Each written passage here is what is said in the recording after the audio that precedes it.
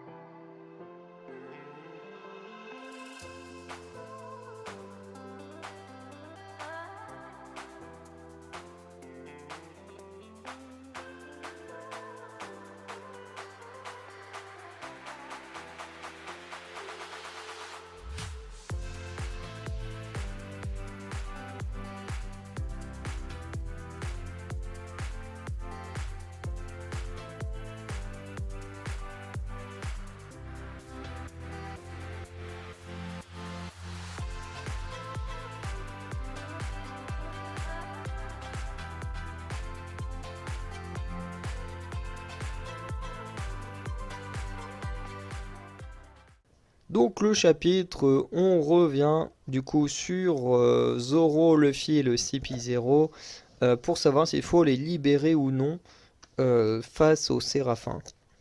Zoro, lui, ne veut absolument pas, tandis que Luffy, lui, comme un idiot, va croire les paroles de Kaku. Voilà. Zoro va également remarquer que le Séraphin de Mihawk possède le fruit du Taïadan, enfin du moins une copie du fruit du Taïadan de Mister 1 qu'il avait affronté à Alabasta, donc voilà, qui rappelle des souvenirs d'un combat qui avait quand même été assez difficile pour Zoro.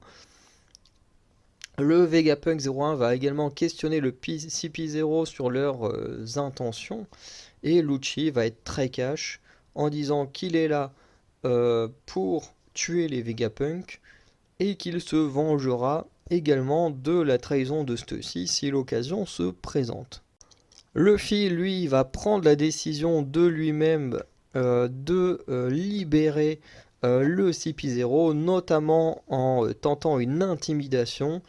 Voilà, il va leur dire globalement, voilà, quand on en aura terminé, vous en prendrez pas à mes potes et au Vegapunk. Voilà, parce que de toute façon, vous savez que moi, je peux, globalement, je peux vous déglinguer tranquillement, donc voilà, vous resterez calme. Bon, ça fonctionnera pas parce que Lucci déteste Luffy, qu'il met limite en première place des gens qui détestent le plus au monde et qu'il aimerait buter. Mais on revient directement sur le combat, puisque pendant qu'il parle, il y a Monsieur Séraphin de Kuma qui les attaque. Et du coup, on va avoir deux très belles scènes. Donc, Lucci et Luffy qui vont dégommer le Séraphin de Kuma. Et pareil pour Zoro et Kaku qui vont s'entraider pour faire une grosse attaque sur le Séraphin de Mihawk. Donc deux attaques qui sont vraiment impressionnantes, qui sont vraiment très cool. Euh, et voilà, j'ai trouvé ça sympa. Bon, on ne sait pas si les Séraphins ont vraiment été vaincus ou s'ils sont encore en vie. Mais j'ai hâte de voir la suite en ce qui concerne tout ça. Ensuite, toujours dans le labo, on découvre qu'il existe une sorte de prison de verre, voilà, dans laquelle on a des membres du CP5, CP7 et CP8 qui avaient disparu et qui sont enfermés dedans. On a également un membre du Cypher, je crois, alors je sais pas si c'est le 8 ou le 5, je dirais plus le 8, puisque techniquement, plus les chiffres baissent, plus ils sont puissants. Donc je dirais plus le 8, qui expliquera avoir réussi à enquêter sur Egghead en mode infiltré et tout, mais qu'en voulant partir, ils ont été vaincus par les Seabeast, qui les a rabattus sur l'île, et qu'à partir de ce moment-là, ils ont été enfermés. Puis des membres des autres Cypher Pole, soit le 7, le 5, soit le 7 et le 8, du coup, ont tenté de comprendre ce qui se passe, sauf que eux également ont été enfermés sur Egghead. Et on remarque qu'il parle à un Vegapunk. Enfin, quand je dis un Vegapunk, c'est le Vegapunk qui est censé avoir disparu. Finalement, on le découvre, il est là. Il est enfermé avec les Cypher Pole qui avaient disparu. Et on remarque qu'il est blessé, on remarque du sang sur son visage, on remarque qu'il a aussi une menotte à une main. Et à savoir, est-ce que c'est pas une menotte en granit marin pour qu'il ne puisse pas utiliser ses pouvoirs de fruit du démon? Parce que je crois, oui, il a bien un fruit du démon. Et il nous dit que lui-même, il ignore les événements qui se sont passés chez lui et qu'il comprend mieux pourquoi il y a eu des fuites au gouvernement concernant ces informations sur les poneglyphes. Et du coup, ces informations qui pourraient mener à l'assassinat du coup de Vegapunk et le fait aussi que entre ça et le fait que plein de membres du Cypherpole aient disparu, peut également donner une raison en plus au gouvernement de vouloir tuer Vegapunk. Alors qu'en réalité, soit il y a quelqu'un qui est caché là et qui fait tout ça en cachette, soit il y a juste un traître parmi les 6 ou 7 Vegapunk. Et le chapitre, il se termine en quittant Egghead, en se plaçant dans une île du Nouveau Monde où on a un gamin qui nous rappelle un peu Luffy dans son comportement et le fait qu'il va absolument rejoindre l'équipage de Shanks et que Shanks refuse. Bon, sauf que cette fois, Shanks n'a pas de chapeau de paille, donc il ne peut pas donner un chapeau de paille au gamin. Voilà, et Shanks va décider de se battre contre Kid, notamment avec Dory et Brogy, qu'on n'a pas revu depuis très longtemps, puisque c'était... Oh, pardon. Parce que c'était à l'époque où il venait de rencontrer Vivi, donc très très longtemps. Et apparemment, alors ça je l'ai su en voyant la vidéo du chef Otaku tout à l'heure, apparemment il y aurait aussi les géants de Water 7 qui travaillent pour la marine et qui au bout d'un moment sont retournés pour être avec Chapeau de Paille et la Frankie Family là. Et du coup, apparemment, eux aussi ils étaient là, mais j'avoue que j'ai pas trop fait attention à cela. Mais Dory et Brogy, j'en avais plus de souvenirs. Ce qui est bizarre parce qu'ils sont beaucoup plus anciens dans l'histoire, mais j'ai plus de souvenirs d'eux. Bref. Shanks va envoyer un avertissement à Kid. Soit il se bat, et soit un des deux meurt, hein, il y a plus de chances que ce soit Kid quand même. Soit il fuit en laissant son poneglyphe, enfin les informations qu'il a sur les poneglyphes.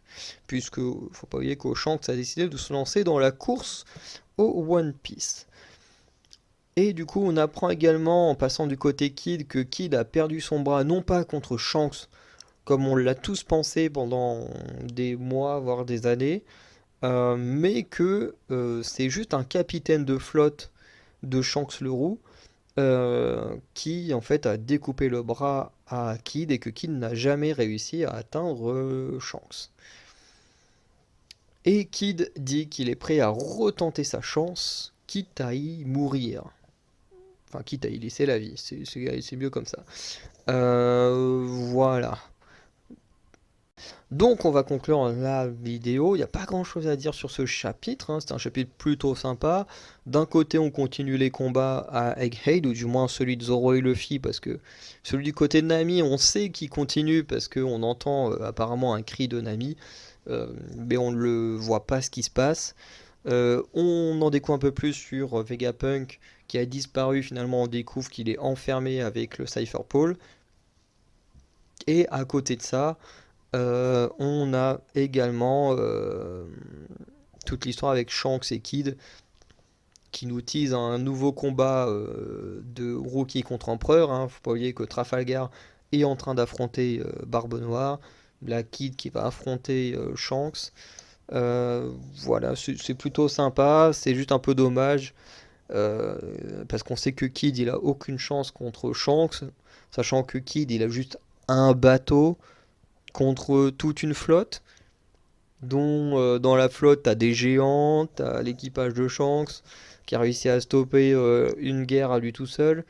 Bref, c'est un peu dommage. J'ai quand même hâte de voir comment Kid et Killer vont s'en sortir dans cet affrontement et tout, ce qui va réellement se passer à ce moment-là. Mais j'avoue que c'est un peu dommage de renvoyer Kid sur Shanks. Euh, Bon, certes, ce dernier, il a progressé depuis, mais techniquement, il est pas censé être plus fort que Shanks. Voilà, tout comme Trafalgar est pas censé être non plus plus fort que que, que Barbe Noire. Bref. C'est assez particulier, toutes ces histoires de rookie contre empereur, mais bon, on verra bien ce qui se passera dans les semaines à suivre. Du coup, n'hésitez pas à dire ce que vous avez pensé de ce chapitre. Il n'y en a pas la semaine, enfin ce week-end, donc pas de vidéo One Piece la semaine prochaine. Sinon, bah, n'hésitez pas à regarder les autres vidéos de la chaîne Manga et Webtoon. Voilà, n'hésitez pas aussi à aller checker les vidéos des autres chaînes. Les autres chaînes Anacalypsie. Et sinon, bah, je vous dis à très bientôt pour de nouvelles vidéos. Allez, ciao les Anacalypsiens.